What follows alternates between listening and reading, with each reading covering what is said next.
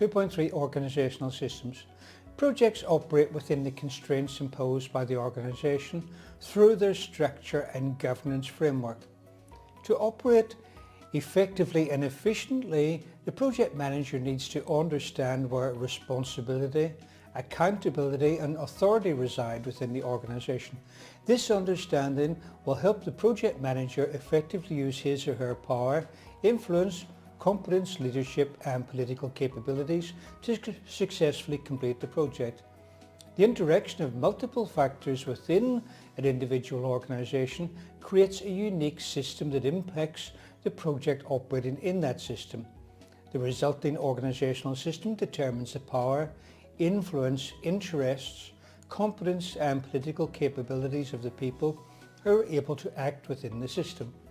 The system factors, management elements, governance frameworks and organisational structure types. That's from the PMBOK Guide, page 42. The first question that we need to answer is, what is a system? The Oxford Dictionary defines a system as a set of things working together as parts of a mechanism or an interconnecting network, a complex whole. The PMBOK defines a system as a collection of various components that together can produce results not obtainable by the individual components alone. The principles related to systems are dynamic. Systems can be optimized. System components can be optimized. Systems and their components cannot be optimized at the same time. And systems are non-linear in responsiveness, i.e. a change in the input does not produce a predictable change in the output. The system's dynamics are defined by the interaction between the components based on the relationships and dependencies that exist between the components. Typically, an organization's management is responsible for its systems. They examine the optimum trade-offs between the components and the system in order to take the appropriate action in modifying the systems to achieve the best outcomes for the organization.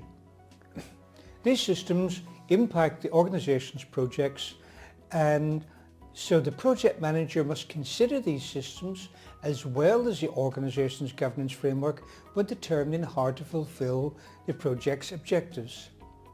Organizational governance frameworks. Recent PMI research reveals that governance refers to organizational or structural arrangements at all levels of an organization designed to determine and influence the behavior of the organization's members.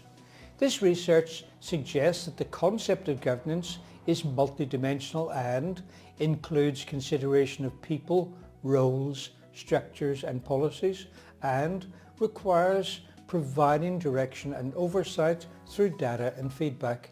That's from PMBOK Guide, page 43. What is governance? It's a framework within which an organization exercises its authority and includes rules, policies, procedures, norms, relationships, systems and processes. This framework influences how objectives of the organization are set and achieved, risk is monitored and assessed, and performance is optimized. 2. Governance of portfolios, programs and projects. As a member of PMI, you can download a copy of many publications free of charge. For this section, you will find the following publication of value. It's the Governance of Portfolio Programs and Projects, a Practice Guide. This practice guide describes 4 governance domains of alignment, risk, performance and communications. You can read more about it on the PMBOK Guide, page 44. Number 3, management elements. These are the key functions or principles of general management in the organization and are allocated within the organization according to its governance structure and the organizational structure type selected.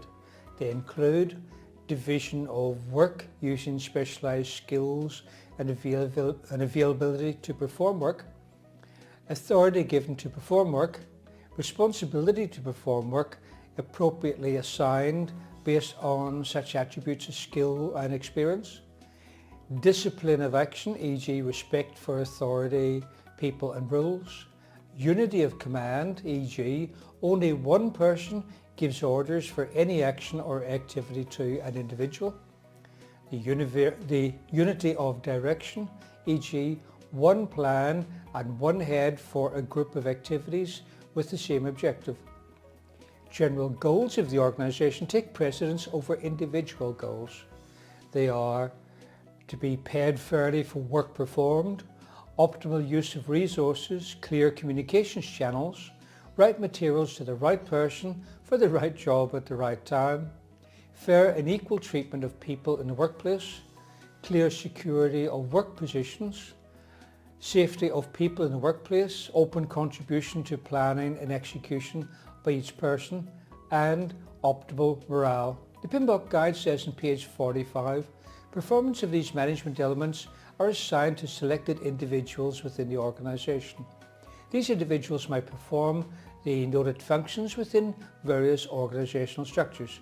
For example, in the hierarchical structure, there are horizontal and vertical levels within the organisation. These hierarchical levels range from the line management level through to the executive management level. The responsibility, accountability and authority assigned to the hierarchical level indicate how the individual may perform the noted function within that organisational structure. Number 4, organisational structure types.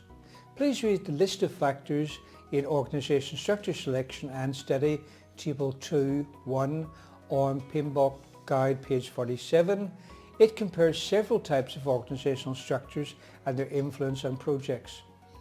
There is no one-size-fits-all structure for any organisation. The final structure for a given organisation is unique due to the numerous variables to be considered. 3. Project Management Office.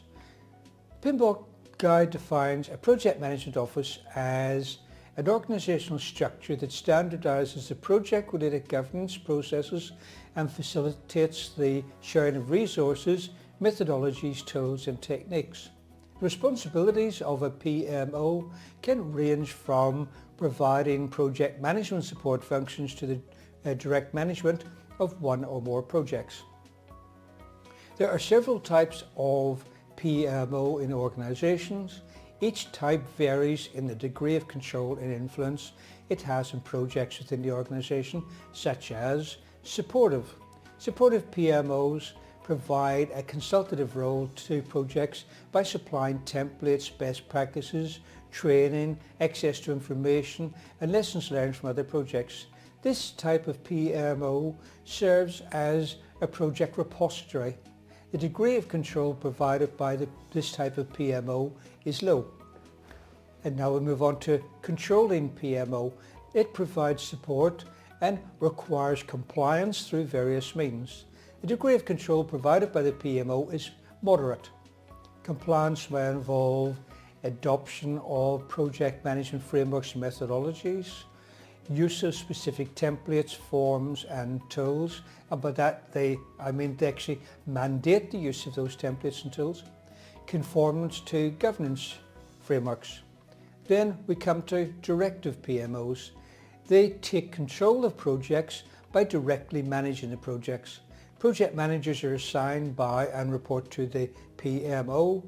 The degree of control provided by the PMO is high. The Project Management Office may have organisational-wide responsibilities.